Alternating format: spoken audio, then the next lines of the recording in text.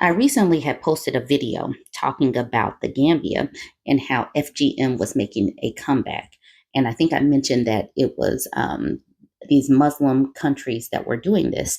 And I had some women that came into my comment section to let me know that this was not about being Muslim, that this was cultural, and that some countries are actually Christians still practicing FGM. And a woman was kind enough to provide me with some links so that we can talk about it. This one is titled Every Chemist Has a Backroom: The Rise of Secret FGM in Kenya. This article was published about 3 years ago, but still, let's get into it.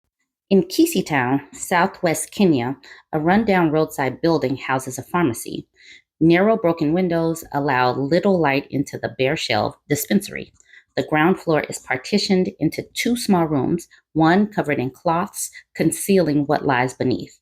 In the other, a single bed is just visible enough through the gaps in the curtain. Like many others in the area, the pharmacy doubles as a clinic. Lillian Kamunto, a former surgical nurse, set it up after she retired in 2018. She mainly does health checkups, but she has also offered FGM services on request. Kamunto has performed cuts since the 90s after receiving training in basic surgical techniques from male colleagues in the local hospital where she worked. She would do the cuts in the hospital at night, but it was risky, she says, because management didn't approve. They would tell us, just do it, but if you're caught, you're on your own. She preferred cutting girls in a private home in the middle of the night, saying it was much easier. By 6 a.m., the girls are back in their own homes like nothing happened. In Kisii County, medicalization is standard. 2 out of 3 cases of cutting are performed by health practitioners, in contrast to much of the country where 70% of FGM cases are performed by traditional practitioners. The services are in high demand over the December holidays, when the community traditionally performed the rite of passage. However, COVID affected the school calendar, making cutting patterns less predictable.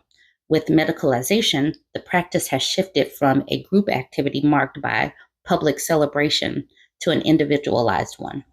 Rights groups say the trend has made it harder to monitor, and UNICEF has termed the medicalization one of the greatest threats to eliminating FGM. It is very hard to find out who is doing what, says Esnas Nyaramba, an anti-FGM campaigner who monitors and reports the practice. As long as the mutilator and the mutilatee are there, it's a done deal. Nyaramba says that many parents take their girls for FGM under the cover of a different medical service. She uses insiders such as nurses and gate guards to get information on when the cuts are happening and work with police to stop it. Her organization, One Sembi, is part of a grassroots movement. Hashtag Frontline Ending FGM that provides live updates on where and when FGM is happening. Organizers say it has made it easier to pressure local authorities into acting. FGM rates in Kenya have gone down significantly over the past decade. The country passed strong laws in 2011, imposed hefty fines on practitioners, and stepped up surveillance and enforcement.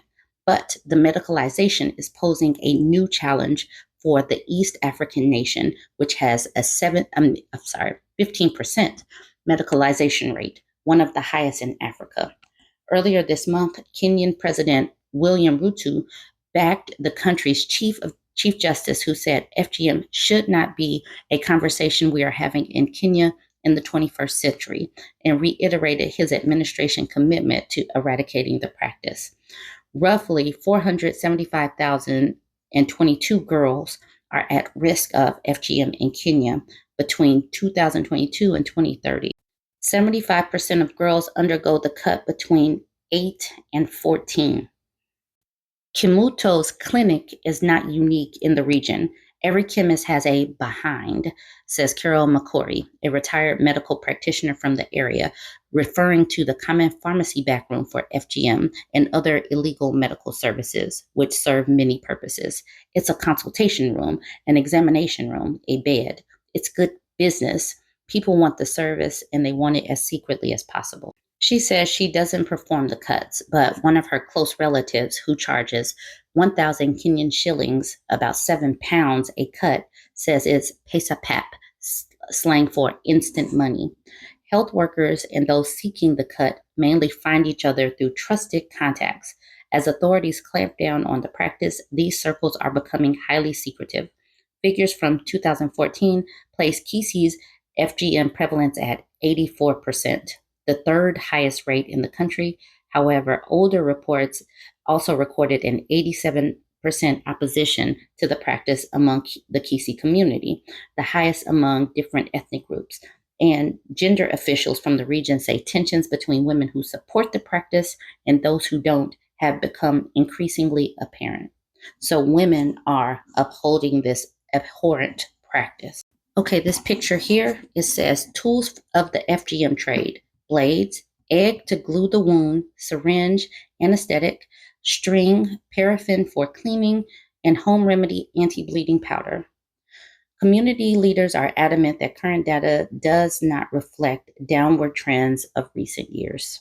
Wilta Amoso says, "We don't have that FGM in our area, despite rights groups' reports that at least one clinic was shut down for cutting there last month. Activists say some local authorities have been known to gatekeep the practice by lax enforcement efforts, and the worst cases alerting the perpetrators. More efforts have been placed historically on stopping traditional FGM, which often involves the use of unsterilized instruments, no anesthesia, and more severe cuts," said Jack Onyando, a UNICEF child protection specialist. Onyando says that anti-FGM campaigns need to engage more with professional health worker associations and unions so that the practice does not gain wider acceptance. It is a violence. The view by communities that it could be a safer form of FGM is what is worrying us. For practitioners like us, it's taking us back to the drawing board. So that's that article. And yes, this is a violence, and girls should have more protection globally.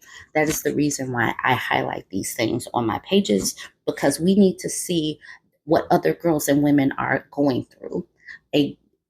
Globally, we're unprotected. And globally, women are the ones that are upholding these practices by holding true to these traditions that are harming women and girls.